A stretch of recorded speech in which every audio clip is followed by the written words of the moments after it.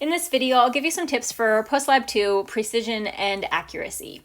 In the first problem, in your first data table, you will have reported 3 different masses of water from the experiment.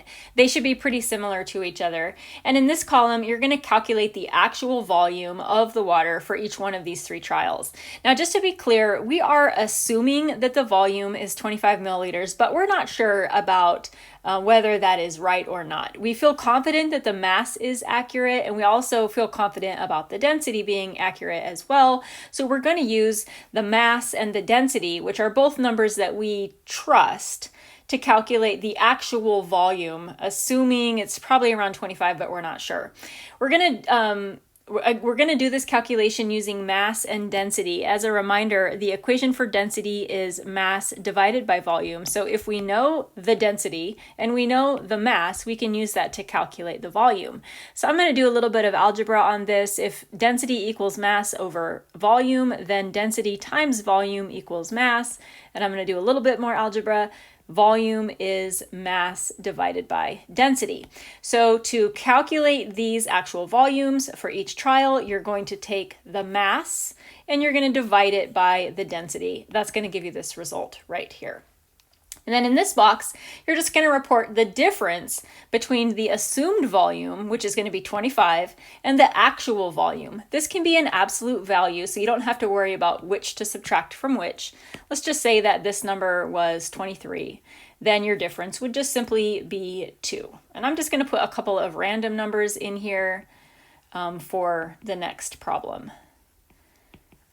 So there's a few numbers and a few differences.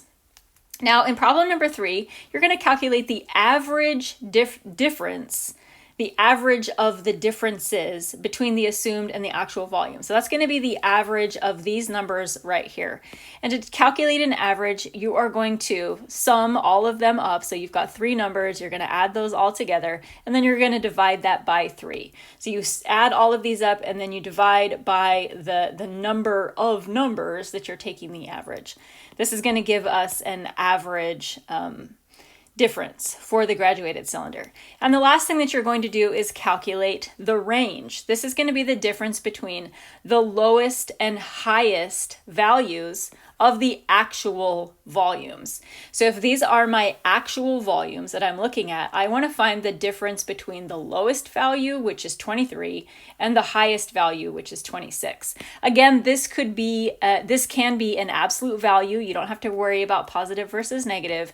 The range is 3 milliliters. So this is saying that my numbers range in value over a period or a span of 3 milliliters.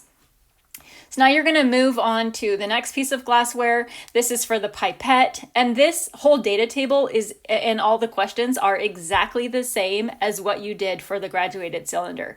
So everything on here, you're going to do it the exact same way. All of the calculations are exactly the same.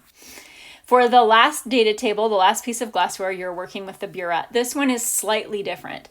For the Buret, because you have control over the volume that's being dispensed in the Buret, for the Buret, you're going to be recording numbers right here, and you're going to be recording the actual volumes that you measured from the Buret.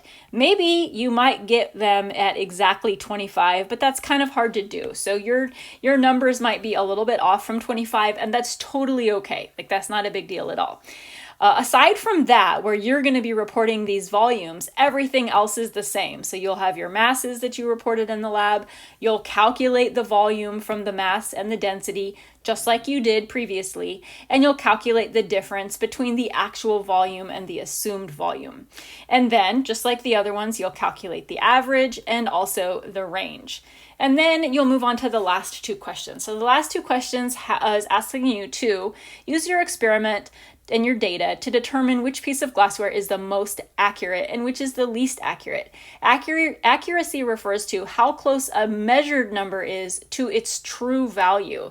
And in this experiment, our average difference is a reflection of accuracy. So if I flip back to the data on the Buret, we're saying that this is a measured, Yes, this is our measured volume, and this is our true volume. And so we're trying to figure out, using the difference and the average difference, we're trying to figure out the accuracy of each of these pieces of glassware. The one that is the most accurate is going to have the smallest average difference.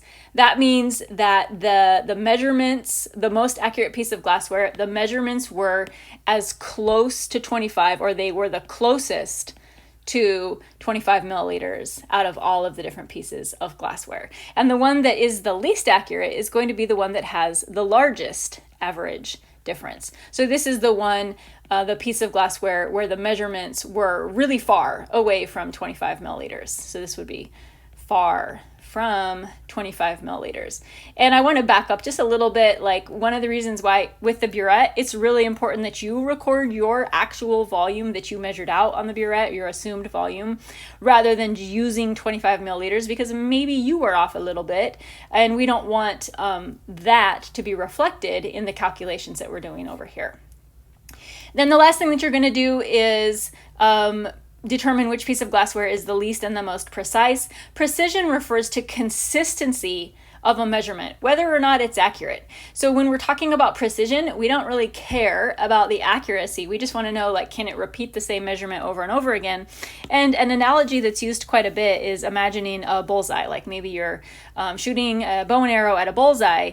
Hitting the bullseye, which is a very off-centered little bullseye here, right in the center over and over again, that would reflect your accuracy. You're able to get it right on the correct spot over and over again. Precision would be if you can hit in the same spot over and over again. It doesn't matter if it's on the bullseye. If you're able to hit that same spot over and over, then you're precise. This would also be a reflection of precision as well. Precision doesn't need to be accurate. It just needs to be repeated. Precision refers to the consistency of measurement, and this is going to be reflected in our range. So if we have a range of numbers that are pretty far apart from each other, like this, that's not a very precise piece of glassware. We're getting a lot of different numbers here. So back to this question, the piece of glassware that is the most precise is going to be the one that has the smallest range. This means that the measurements over and over again were the same. And the least precise is going to be the one that has the largest range. Now, one of the things that is going to be sort of a source of error in this experiment is that the volume from the Buret is going to rely on you getting it relatively the same every single time as well. But that's part of using the glassware.